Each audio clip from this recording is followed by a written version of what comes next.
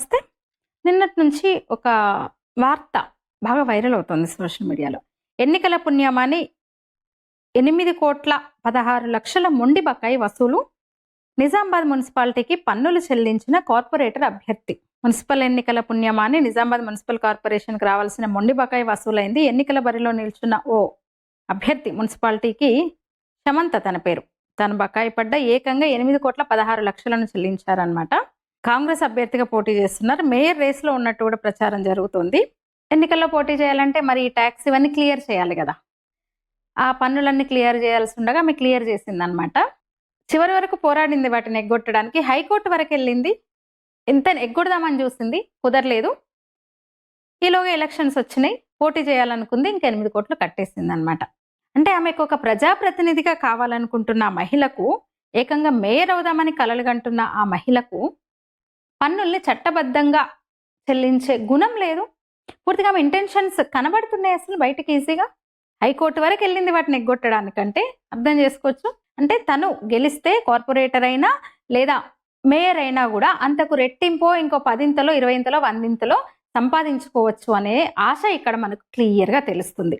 ఒక వ్యాపారి వరదలో కొట్టుకుపోతున్నాడు అంటే ఏదో లాభం ఉంది సంపాదించుకోవడానికి అని అర్థము. ఆమె ఇంతకాలము మొండిగా ఉండి బకాయిలు కట్టకుండా, పన్నులు చెల్లించకుండా హైకోర్టు వరకు కూడా వెళ్ళిన వ్యక్తి ఇప్పుడు 8,16,00,000 చాలా పెద్ద మొత్తము కట్టింది అంటే ఏంటి ఆమె ఇంటెన్షన్ మనకు క్లియర్గా అర్థమవుతుంది. ఒక్కసారి నేను మళ్ళీ నిజామాబాద్ కార్పొరేటర్గా గెలిచినా లేదా మేయర్ అయినా అంతకన్నా ఇంకా కనీసం 10-20 రెట్లు సంపాదించుకోవచ్చు, ఇంకెక్కువ సంపాదించుకోవచ్చు అని ఆమెకు నమ్మకం అనమాట. ఈ వ్యవస్థ మీద నమ్మకము, ఆశ ఆమెకుంది. అసలు ఏమనాలి, ఎంత కక్కుర్తి చూడండి. 8 కోట్ల రూపాయలు ఎగ్గొట్టిందంటే ఇంకా ఎంతమంది ఉండొచ్చు ఇలాంటి వాళ్ళు. ఇప్పుడు అవసరం కాబట్టి, పోటీ చేయాలి కాబట్టి, ఇంకా సంపాదించుకోవాలన్న ఆశతో ఈ పని చేసింది కదా. ఇంకా ఎంతమంది ఉండొచ్చు వీళ్ళు. ఏం చేస్తుంది అసలు వ్యవస్థ, అధికార యంత్రాంగము, ప్రభుత్వము ఏం చేస్తుంది?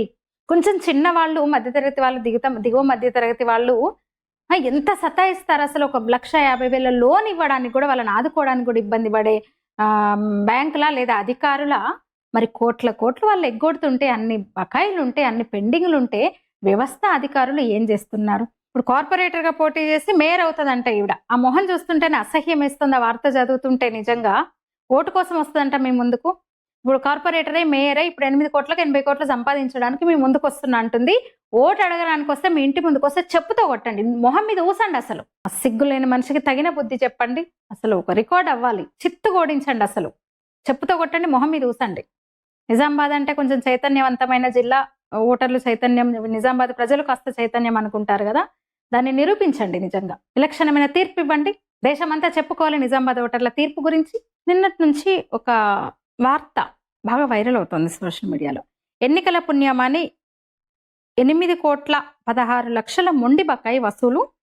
నిజామాబాద్ మున్సిపాలిటీకి పన్నులు చెల్లించిన కార్పొరేటర్ అభ్యర్థి. మున్సిపల్ ఎన్నికల పుణ్యమాని నిజామాబాద్ మున్సిపల్ కార్పొరేషన్కి రావాల్సిన మొండి బకాయి వసూలైంది. ఎన్నికల బరిలో నిల్చున్న ఓ అభ్యర్థి మున్సిపాలిటీకి సమంత తన పేరు.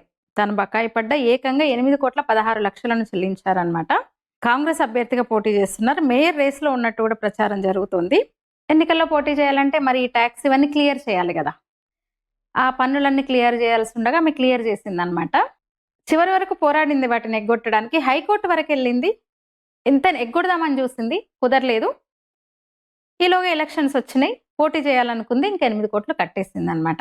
అంటే ఆమెకు ఒక ప్రజాప్రతినిధిగా కావాలనుకుంటున్న ఆ మహిళకు, ఏకంగా మేయర్ అవుదామని కలలుగంటున్న ఆ మహిళకు పన్నుల్ని చట్టబద్ధంగా చెల్లించే గుణం లేదు. పూర్తిగా ఆమె ఇంటెన్షన్స్ కనబడుతున్నాయి అసలు బయటకి ఈజీగా. హైకోర్టు వరకు వెళ్ళింది వాటిని ఎగ్గొట్టడానికంటే అర్థం చేసుకోవచ్చు. అంటే తను గెలిస్తే కార్పొరేటర్ అయినా లేదా మేయర్ అయినా కూడా అంతకు రెట్టింపో, ఇంకో 10ఇంతలో 20ఇంతలో 100ఇంతలో సంపాదించుకోవచ్చు అనే ఆశ ఇక్కడ మనకు క్లియర్గా తెలుస్తుంది. ఒక వ్యాపారి వరదలో కొట్టుకుపోతున్నాడు అంటే ఏదో లాభం ఉంది సంపాదించుకోవడానికి అని అర్థము. ఆమె ఇంతకాలము మొండిగా ఉండి బకాయిలు కట్టకుండా, పన్నులు చెల్లించకుండా హైకోర్టు వరకు కూడా వెళ్ళిన వ్యక్తి ఇప్పుడు 8,16,00,000 చాలా పెద్ద మొత్తము కట్టింది అంటే ఏంటి ఆమె ఇంటెన్షన్ మనకు క్లియర్గా అర్థమవుతుంది.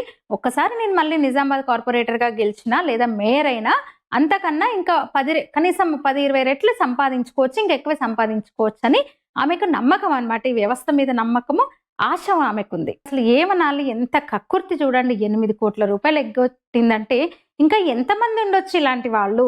ఇప్పుడు అవసరం కాబట్టి పోటీ చేయాలి కాబట్టి ఇంకా సంపాదించుకోవాలన్న ఆశతో ఈ పని చేసింది కదా.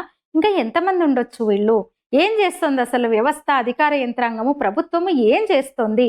కొంచెం చిన్నవాళ్ళు, మధ్యతరగతి వాళ్ళు, దిగువ మధ్యతరగతి వాళ్ళు ఎంత సతాయిస్తారు అసలు. 1,50,000 లోన్ ఇవ్వడానికి కూడా, వాళ్ళని ఆదుకోవడానికి కూడా ఇబ్బంది పడే బ్యాంకులా లేదా అవుతులా మరి కోట్ల కోట్లు వాళ్ళు ఎగ్గొడుతుంటే, అన్ని బకాయిలుంటే, అన్ని పెండింగ్లుంటే వ్యవస్థ అధికారులు ఏం చేస్తున్నారు? ఇప్పుడు కార్పొరేటర్ గా పోటీ చేసి మేయర్ అవుతుందంట ఈవిడ. ఆ మొహం చూస్తుంటేనే అసహ్యం వేస్తుంది ఆ వార్త చదువుతుంటే. నిజంగా ఓటు కోసం వస్తుందంట మీ ముందుకు.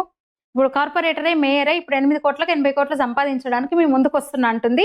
ఓటు అడగడానికి వస్తే మీ ఇంటి ముందుకు వస్తే చెప్పుతో కొట్టండి, మొహం మీద ఊసండి. అసలు ఆ సిగ్గులేని మనిషికి తగిన బుద్ధి చెప్పండి. అసలు ఒక రికార్డ్ అవ్వాలి, చిత్తు ఓడించండి. అసలు చెప్పుతో కొట్టండి, మొహం మీద ఊసండి. నిజామాబాద్ అంటే కొంచెం చైతన్యవంతమైన జిల్లా, ఓటర్లు చైతన్యం, నిజామాబాద్ ప్రజలు కాస్త చైతన్యం అనుకుంటారు కదా, దాన్ని నిరూపించండి. నిజంగా విలక్షణమైన తీర్పు ఇవ్వండి. దేశమంతా చెప్పుకోవాలి నిజామాబాద్ ఓటర్ల తీర్పు గురించి.